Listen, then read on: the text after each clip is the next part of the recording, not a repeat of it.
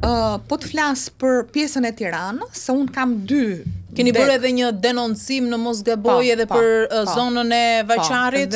Dhe jam nisur fillimisht nga denoncimi i pamfletit. Ka qenë, që ishte dosja e shumë i pamfletit. saktë, po përveç kësaj mora edhe disa informacione gjatë sepse unë jam e deleguar në zonën e Ndroqit, Vajçarit dhe të Pezës, jam dhe deleguar në zonën 8, këtu tek medreseja. Po, dosjen e pamfletit e morë dhe e ke depozituar në SPAK.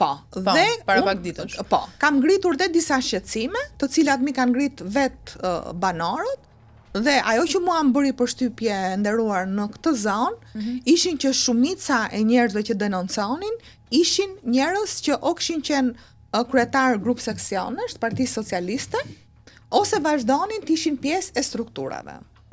Ata ishin shumë të zhgënjur, madje deri në mllefosje, për mënyrën se si janë lënë ato fshatra, për mënyrën se si kanë bërë miliona euro duke vjedhur Toni Gogu bashkë me të 3 administratorët, dhe për pos kësaj, ata kanë edhe kurajon e madhe që kishin tentuar të shkonin në përshpia, të fillonin sërish këto pazaret, jo po na jepne, po për vota, patjetër. Kështu që unë përveç se denoncova një rrugë që është pa rrugë, dhe nuk janë pak, janë 800 milion lek të vjetra, është një shkollë e dashur që nuk ka as 4 nxënës, dhe aty prap 800.000 euro shkolla, dhe ishte gjoja investimi për një rezervuar, 1.200.000 euro, për cilën unë informacionin t'i kisha që dhe këto depozitova, përveç atyre që mora nga denoncimi juaj, që jo vetëm që ishte një rezervuar pa ujë, pa aty ishte një investim betoni dhe asgjë tjetër, që më shumë se 5 milion lek të vjetra nuk bënte. Dhe me këtë rast i kam kërkuar edhe SPAK-ut, jo vetëm të verifikoj mënyrën se si janë bërë këto tendera, si janë bërë situacioni dhe preventivi i punimeve, sepse nuk janë pak, janë 1.200.000 euro. Nëse këto lek do ishin hedhur në rrugë, këto 2 kërkesa kishin nderuar. E sigurojmë vetë jetën ne, tha, ne nuk duam asgjë, ne duam rrugë dhe ujë për bujqësinë. Në 2025-ën, dhe Toni Gogun, për këtë arsye, e kanë përzënë dhe nuk kanë pranuar të bëjnë asnjë takim.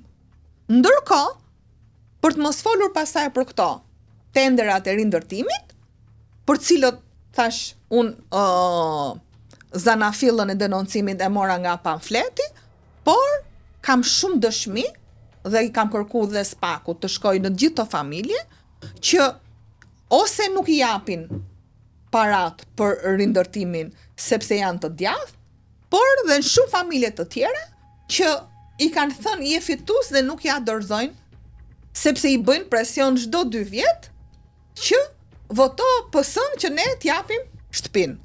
Pastaj për të mos kaluar ka i skandali i pa precedent, pra njësoj skema PSD, si në Bashkinë Tiranë, ku kryetari i njësisë bashkiake të Ndroqit i jepte tendrin vllajit të tij që e kishte hapur sapo filloi fushata e rindërtimit. Pra ka shumë shkelje të rënda, por nga ana tjetër unë e shikoj shumë pasiv veprimtarinë e Partisë Socialiste, duke përfshirë dhe këto 2 zona që unë sapo fola. Si pasiv? Pasiv? Pra, unë gjatë ditës nuk shikoj lëvizje. Po si tani shpjegohet? Vetëm nëse ato punojnë. Sepse ata në fushat janë. Këtë thash, unë nuk mund t'jap konkluzione, thash vetëm nëse ato punojnë natën, në rrogos, ose ato e kanë marrë vesh që janë të humbur. Dhe jo, se ju denonconi shpesh që Partia Socialiste e bën fushatën në bashkëpunim me krimin. Për shembull, për qarkun e Tiranës, çfarë keni vënë re ju në këtë drejtim? Kjo pra është problemi, që fushata? Për momentin ne s'kemi asnjë informacion të tillë. Dhe ajo që unë ngrej pikë pyetje dhe e kam në formën e teorisë personale, është që mbase edhe vetë kandidatët e Partisë Socialiste e din që nuk do të fitojnë. Ose kanë garantuar fitoren, sikurse flitet. Jo, unë mendoj, mund tjetë edhe kjo, unë mendoj që ata e kanë të garantuar humbjen, dhe thonë është më mirë që ne të pranojmë humbjen në këto kushte, se sa me 12 maj të fillojnë dhe procesin penal, sepse ne e kemi deklaruar dhe vazhdojmë ta deklarojmë që çdo grup i strukturuar kriminal që do ndërhy në blerjen, vjedhjen, manipulimin e votave, do shpallet grup terrorist. Kështu që ato e kanë vetë në dorë, ose të bëjnë fushat dhe nëse fitojnë, le të vazhdojnë punën e tyre, por nëse mendojnë që mund të drejtohen netve në ditët e ardhshme, thash deri tani nuk kemi asnjë informacion, se për ndryshe unë se kam fare, shkoj dhe deri tani, vetëm nëse pritet në ditët e fundit, por të mos harrojmë e nderuar që zgjedhjet e 2021-shit nuk u vodhën vetëm në rrogoz. U vodhën dhe me fondet që u kaluan në llogari bankare për tërmetin dhe u zgjodhën pikërisht 2021 për tërmetin e 2019-s. U falën kredi, u dhanë subvencione etj. Pra kishte mënyrë më moderne të blerjes së votës. Kështu që ata e din vetë, e din që janë të humbur, kështu që të paktën të mbrojnë veten në raport me ligjin dhe në raport me... Në SPAK kanë shkuar shumë kallëzime, bëri dhe një bilanc vetë SPAK-u në këtë drejtim, edhe pse nga 155 në mos gaboj vetëm 35 raste po hetohen. Tani, ju të Partisë Demokratike keni bërë shumë kallëzime edhe këto ditë në SPAK, edhe për shembull nga Dibra Gjemal Gjungshi ishte në SPAK, nga ana tjetër në takimin me ambasadorin e OSB-s Erd Bylykbashi bëri të njëjtat denoncime për krimet zgjedhore, Flamur Noka denoncon situatën në Elbasan, etj. Mos Partia Demokratike po i drejtohet vënies në zbatim të planit B, që do të thotë pas humbjes më 11 maj do të dokumentoj të gjitha krimet zgjedhore si vetmja formë, po themi për të justifikuar rezultatin? Jo, kjo nuk ka lidhje. Ne të gjitha këto do t'i dokumentojmë për t'i çuar përpara ligjit çdo kënd që mendon se mund të ndërhyjë në vendimarrjen e një qytetari.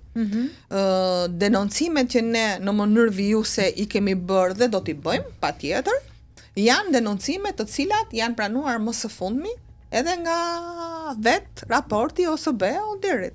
Çfarë tha? Përdorimi i administratës në fushat. Mirë, këto gjetje në raportin OSB-Odirit kanë qenë historikisht këtu, po ishin me gjuhë më të avancuar se në rastet e tjera. As në 2021-shin nuk ishin në këtë gjuhë.